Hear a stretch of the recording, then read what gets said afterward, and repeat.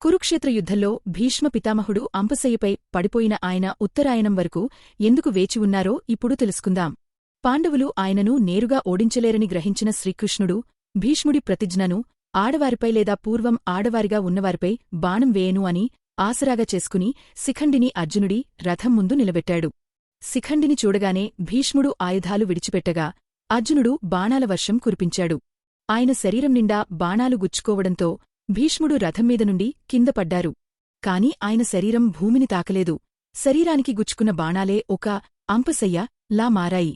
భీష్ముడు అంపశయ్యపై మొత్తం 58 రోజులు వేచి ఉన్నారు. యుద్ధం 18 రోజులు జరగ్గా భీష్ముడు 10వ రోజున పడిపోయారు. అంటే యుద్ధం ముగిసిన తర్వాత కూడా ఆయన మరికొన్ని వారాలపాటు ప్రాణాలను బగబట్టి ఉత్తరాయణ పుణ్యకాలం కోసం వేచిచూశారు. భీష్ముడికి తన తండ్రి శంతన మహారాజు నుండి తనకు ఇష్టమైనప్పుడే మరణించే వరం ఉంది.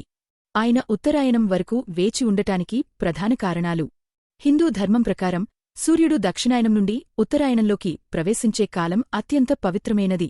ఈ సమయంలో ప్రాణాలు విడిచినవారు పునర్జన్మ లేకుండా మోక్షాన్ని పొందుతారని నమ్మకం.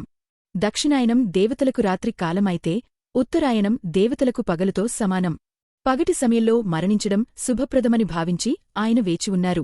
అంపశయ్యపై ఉన్న సమయంలోనే ఆయన ధర్మరాజుకు రాజనీతిని, విష్ణు సహస్రనామాలను బోధించారు. లోకానికి అవసరమైన జ్ఞానాన్ని అందించిన తర్వాతే ఆయన నిర్యాణం చెందారు.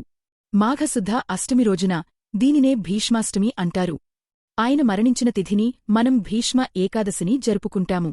ఇలాంటి మరిన్ని చారిత్రాత్మక కథలు తెలుసుకోడానికి వీడియోకి లైక్ చెయ్యండి, ఛానల్ని సబ్స్క్రైబ్ చేసుకోండి.